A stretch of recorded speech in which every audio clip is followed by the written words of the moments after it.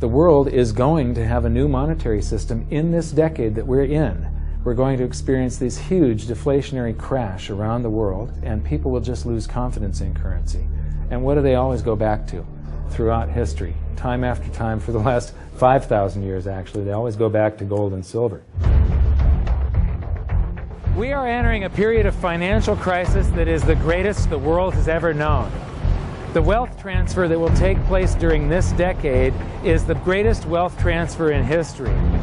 Wealth is never destroyed, it is merely transferred, and that means that on the opposite side of every crisis there is an opportunity.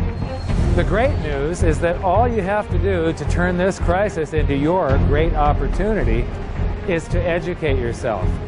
I believe that the best investment that you can make in your lifetime is your own education. Education on the history of money, education on finance, education on how the global economy works, education on how all of these guys, the central bankers, the stock market, how they can cheat you, how they can scam you. If you learn what is going on and how the financial world works, you can put yourself on the correct side of this wealth transfer. Winston Churchill once said that the further you look into the past, the further that you can see into the future. This program is all about creating your own crystal ball, being able to gaze into the future, being able to change this crisis, the greatest crisis in the history of mankind, into your great opportunity.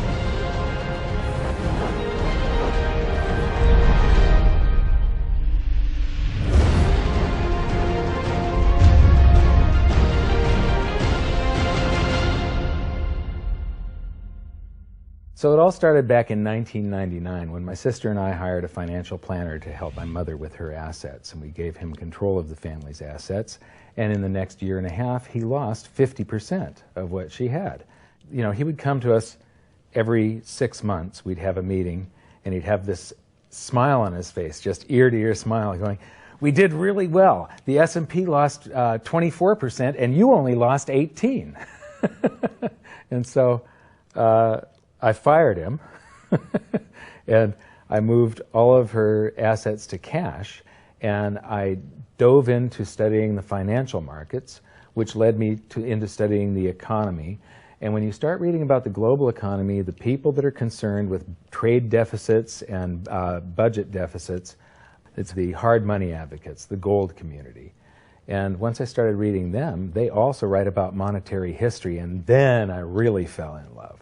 Because monetary history just repeats and repeats over and over again, echoing all the way back to the beginnings of civilization.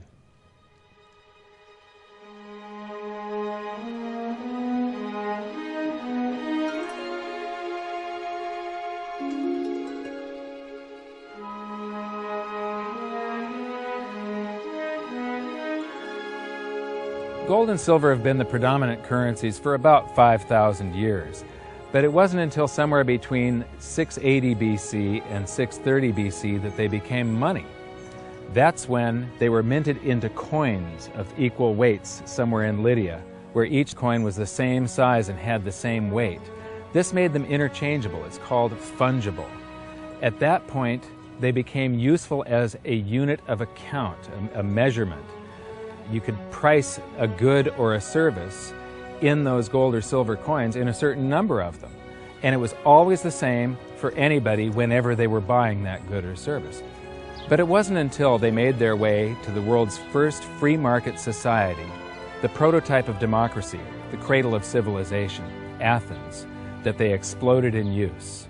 Suddenly, money found its natural home, the free markets. Athens was the first society to have a working tax system and free markets. This enabled them to rise to the pinnacle of civilization. Their prosperity allowed them to create great works of art and achieve a level of architecture and engineering that the world had not yet seen. Here we are 2,500 years later, and people are still in awe of their achievements. It was truly a fantastic period in human history, and the Athens star shone brightly for many years.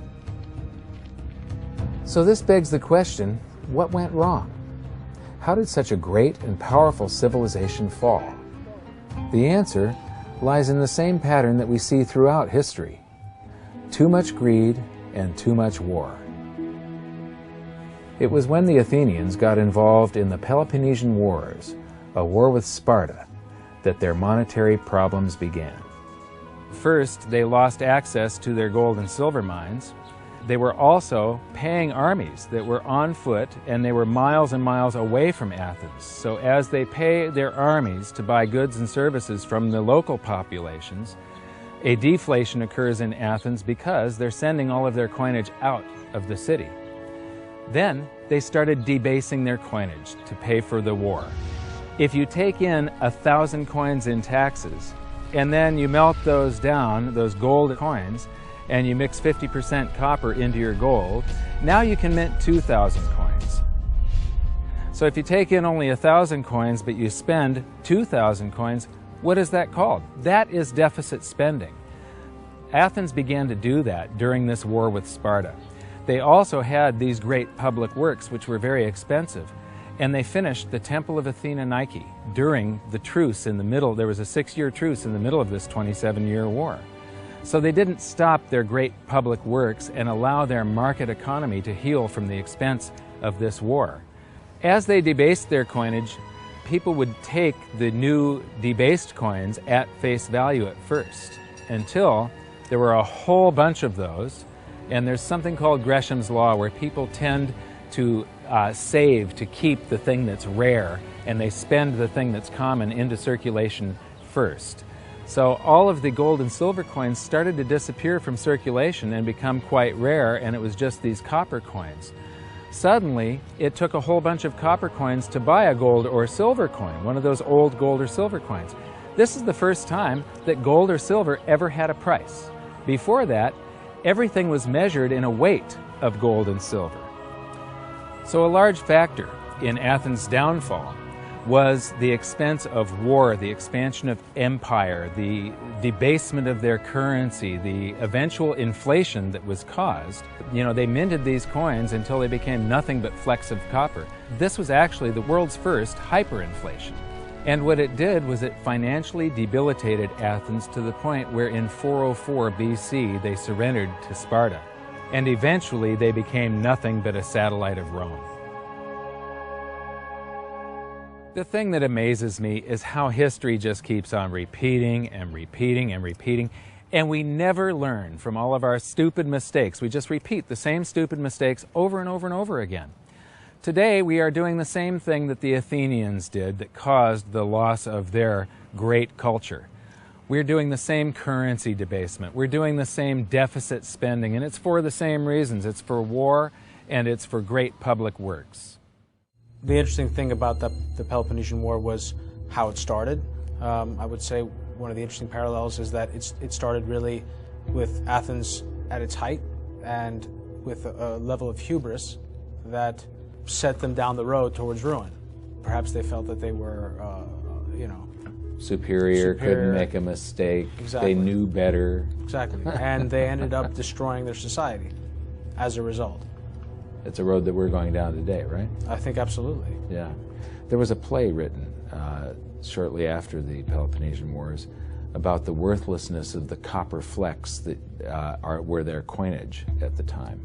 So we go from gold and silver, very high value money, to a currency that has a face value. And it's the first example that I can find in history where a war and great public works were being funded through deficit spending. What you've just seen is the first recorded example of one of the most predictable hidden secrets of money, the 7 stages of empire. It's a long-term cycle that echoes throughout history right to this very day, and is basically a societal pendulum that swings from quality money to quantity currency and back again to quality money. It always plays out in 7 stages. It always ends with gold delivering a knockout blow to debased currencies. And it goes like this. Stage 1. A country starts out with good money, which is either gold or silver, or it's backed by gold or silver. Stage 2. As it develops economically and socially, it begins to take on more and more economic burdens, adding layer upon layer of public works. Stage 3. As its economic affluence grows, so does its political influence, and it increases expenditures to fund a massive military. Stage 4. Eventually, it puts its military to use, and expenditures explode. Stage 5. To fund the war, it steals the wealth of its people by debasing their coinage with base metals, or by replacing their money with currency that can be created in unlimited quantities. Stage 6. The loss in purchasing power of the expanded currency supply is sensed by the population and the financial markets, triggering a loss of faith in the currency. Stage 7. A mass movement out of currency into precious metals and other tangible assets takes place. The currency collapses, and gold and silver rise in price as they account for the huge quantity of currency that was created. This process transfers massive wealth to those who had the foresight to position themselves beforehand in real money, gold and silver. You know, our monetary system basically steals from the poor and middle class and transfers the wealth to the banks. We see this throughout history, and it's just repeating over and over again. What's happening in Greece right now is basically the same thing that was happening back in 407 BC. The deficit spending to fund all of these public works and the debasement of their currency supply caused them to become nothing but a satellite of Rome. Today, they're becoming nothing but a satellite of the banks. Well, the idea of Gresham's law is simply that people are going to hold on to what's value and spend what isn't valuable. Way, way back in my youth, I was 11 years old when we went from a silver-based monetary system to a purely fiat system. People saw that silver was money, they got used to it, they didn't really think about it. And in 1965, under President Johnson, he basically said, well, silver's too valuable to be money. We're going to just start putting out these substitutes, which were what we call cupro-nickel coins. They were nickel, they were copper plated with nickel at the time. And of course, the metal value was far less. And I understood that as a kid, and yet very few adults really seemed to get the idea of what was really going on. There were a few, and it only takes a few. And of course, the Gresham's law took effect, so the currency came out of circulation rapidly. It's very interesting to me, you know, knowing monetary history fairly well, is they're always, you know, put out in silver-looking or gold-looking form. I mean, in most cases, you'll have, in fact, they look rather interesting. I mean, some of them are like silver on the inside and gold on the outside. With the look, they have no value at all, really, other than melt value of pot metal. To me, it's sort of at a subconscious level. Why are they making them gold-colored? Why are they making them silver-colored? I think there's an inherent knowledge in the human species that knows that gold and silver have value.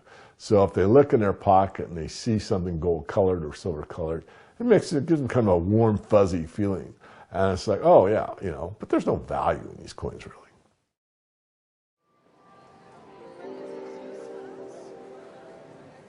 The next question is, how does this affect you? My next stop was in London, where I'd been asked to give a presentation to a group of businessmen. They wanted to understand the reason that gold had surged recently, and I explained to them that to understand gold, you have to understand monetary history. Once you see where we've come from, you can get a much clearer understanding of how the 7 stages of empire are playing out right now. We weren't allowed to show their faces, but we were allowed to film my presentation. So here it is, the last 140 years of monetary history condensed into just 10 minutes. Keep the 7 stages of empire in mind, and as you watch this, see if you can recognize the signs. Everybody thinks the US dollar is still as good as gold, and it hasn't been since 1971. This is the world monetary systems. From 1873, when Germany went on the classical gold standard, where each unit of currency is backed up by an equivalent amount of gold in the treasury. In the United States, $20 bill, $20 gold piece in the vaults. Go into any bank, slap down your currency, which was a receipt for money, a claim check on money, ask for your money, gold and silver, and they would give it to you. So this shows, this is currency, This is money. Otherwise, there was no reason for any government to store gold in their vaults and then print this currency that was backed by gold. This is what gives confidence in that, and it gives governments the ability to start this scam in the first place, where they print these receipts for gold, and then they can print more of them than gold that exists. And that happened when we got to World War I, and all the combatants stopped redemption rights. You could no longer go in the bank and trade your pounds, lira, marks, francs, no longer redeemable in gold, and they lit up the printing presses and started printing like crazy. Then between the wars, they went on something called the gold exchange standard, where currencies would be backed partially by gold. So in the United States, under the Federal Reserve Act of 1913, the Federal Reserve was allowed to put $50 worth of claim checks on gold, currency in circulation, backed up by only $20 worth of gold. So it was a 40% reserve ratio. For every $20 gold piece in the vault, they could put $50 in circulation. We're the dollars of the nation on parade. We're the biggest batch of dollars ever made. Oh, we used to march by millions, but now we march by billions, and maybe we'll be trillions for your dead. We're the dollars. Then we get to 1944. Now, during both wars, Europe paid the U.S. with gold. During World War I, the U.S. didn't get into the war until the very end of it. We didn't really have troops on the ground here in any quantity until the last 6 months of the war. So for the first 4 years or so, we're selling you all of, you take all of your young men off of the farms and turn them into soldiers. You take your factories that make toasters and they start making machine guns. Your factories that made cars are now building tanks. And so you turn your economy toward war, and all of your consumer goods and your grains had to be imported from the United States, and you paid us with gold. Then in World War II, Hitler starts saber rattling in 1936, annexes Austria in 38, invades Poland in 39. Pearl Harbor wasn't until the end of 1941. We didn't have troops on the ground until, I believe, August of 42. So again, there's like 6 years where you're paying us with your gold and we're selling you stuff. This is where Americans have this myth that war is good for the economy. War is good for the economy if you're not in it and you're selling them the tools of the trade. Yes, America's national income gets bigger and bigger. In 1943, it was $142 billion. That was double the 1939 figure, triple the figure for 1933. But by the end of World War II, the U.S. had 2/3 of all the world's monetary gold, the central bank gold, and the rest of the world had to share the other third, and Europe had none. So the world monetary system was no longer going to work. It would collapse. But we had made all these loans of dollars to Europe, so Europe was flooded with dollars. And so representatives from around the world met at Bretton Woods, New Hampshire in 1944. They came up with a new world monetary system called the Bretton Woods system, where every currency on the planet, with the exception of just a few, they would be backed by the U.S. dollar, and the U.S. dollar would then be backed by gold at $35 per ounce. This gave confidence to all currencies. So this gave the world stability, and it pegged all the world's currencies to each other through the dollar to gold. So there was no such thing as the Forex. Currencies didn't float. The exchange rates were fixed year after year, and this helped to make world trade boom. Then the dollar standard starts because we kept on printing dollars. Under the Bretton Woods system, there was no reserve ratio established where the U.S. actually had to have a certain amount of gold for how many dollars we created. So we had done a bunch of deficit spending for Korea, for Vietnam, for Johnson's Great Society, and expanded the currency supply, the amount of paper dollars in circulation, and exported them all over the world. And then in the 60s, Charles de Gaulle, president of France, realizes that we don't have the gold to back up the dollars.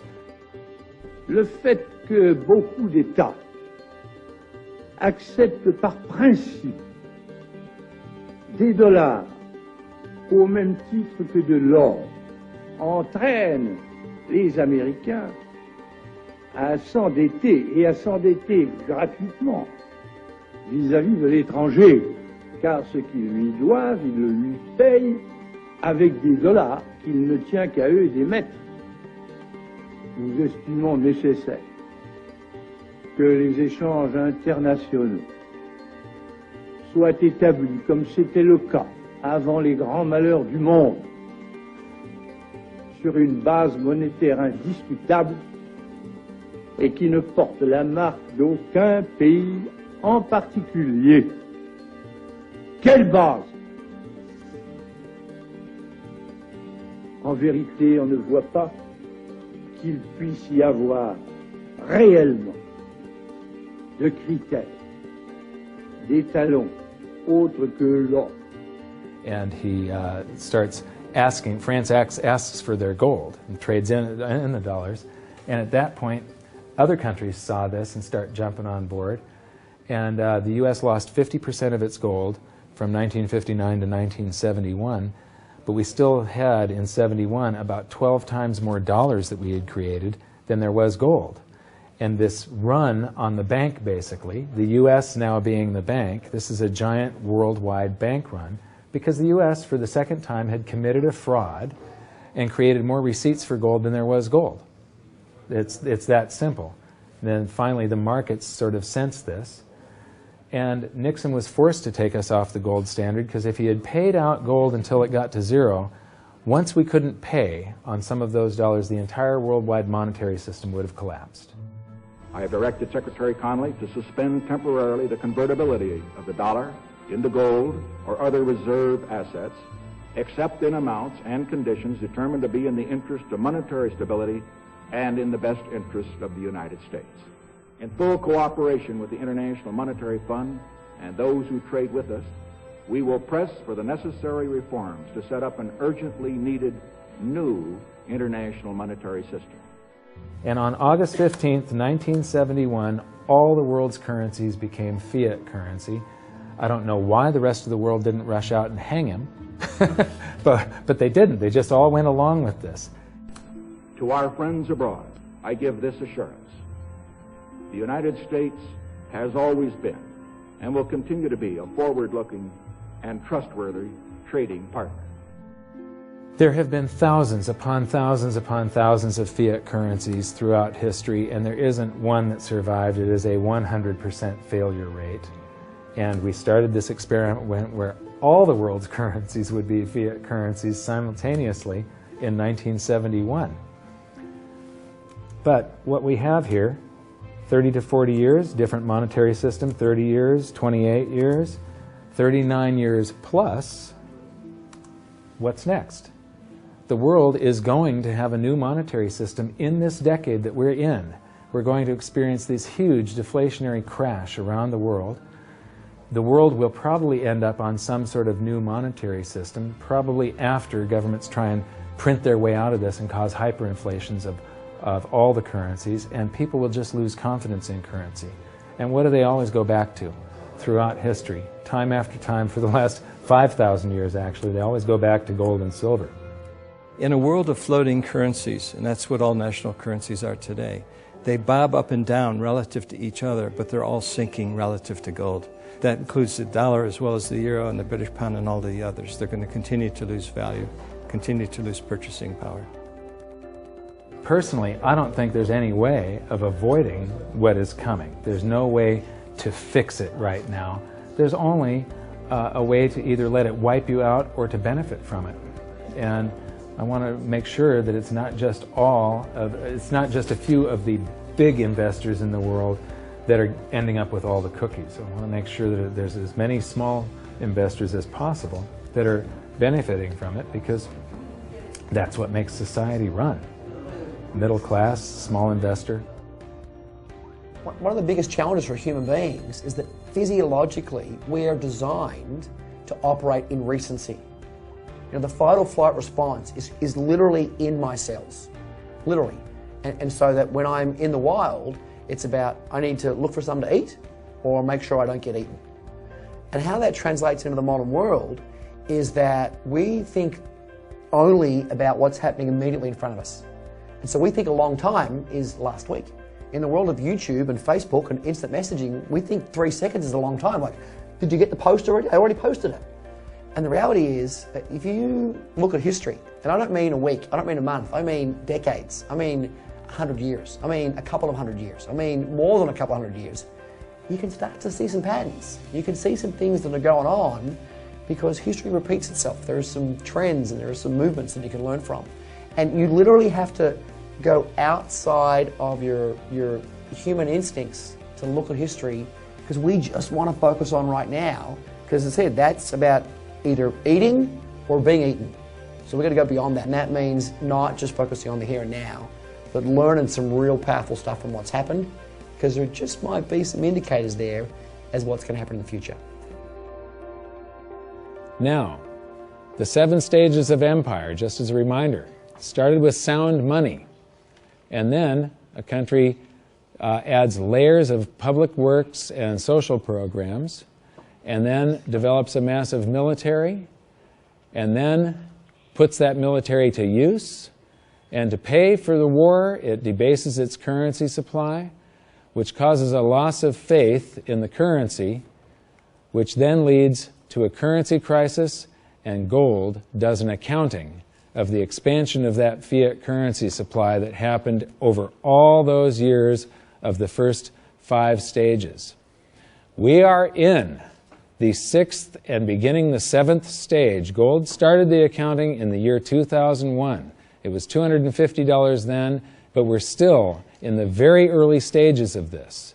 Well, that's right. I think one of the problems with gold is people just don't understand it. I mean, for one thing, it's sort of been banished from the curriculum for 35 years. We have going on 2 generations of academics and scholars who have never studied gold.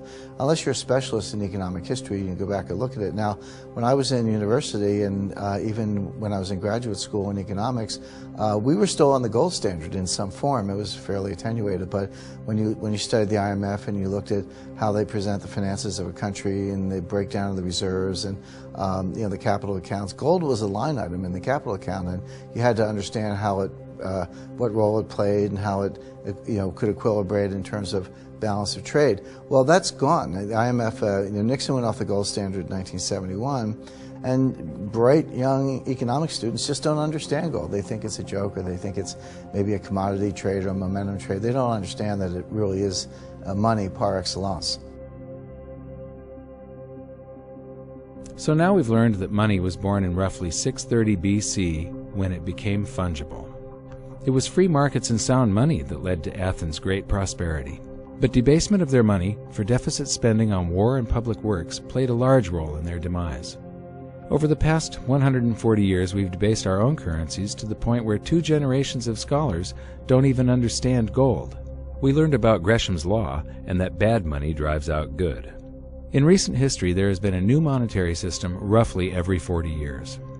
And we've learned that we are in the 6th stage of the 7 stages of empire. So that's it for this episode. Join us next time when we learn more about the chaotic state of the US dollar standard and how it's going to affect you no matter where you live on the planet. When I wrote my book, I said that we're coming into an era that is going to be the greatest wealth transfer in the history of mankind. Therefore, it's the greatest opportunity in the history of mankind. I've made it my mission to help as many people as possible get through this crisis and to come out on the best side of the wealth transfer. I've just finished filming an exclusive presentation titled How the 7th Stage Will Unfold, where I detail what I'm doing personally to prepare for a range of scenarios. It's available at hiddensecretsofmoney.com as part of your free information toolkit. So my challenge to you for this episode is to try and find a single example in all of monetary history of a crisis that was brought on by too much deficit spending, too much debt, and too much currency debasement being solved by more deficit spending, more debt, and more currency debasement. Until then, good luck, and I'll see you at the bonus presentation at hiddensecretsofmoney.com. Thanks. You bet. There is no other side. You either silver and gold or you're doomed. That's exactly the way the world is always working. That's the way it's working right now. Turn on the television, watch with the price of gold. Look at the dollar going down. Gold's going up, silver's going up.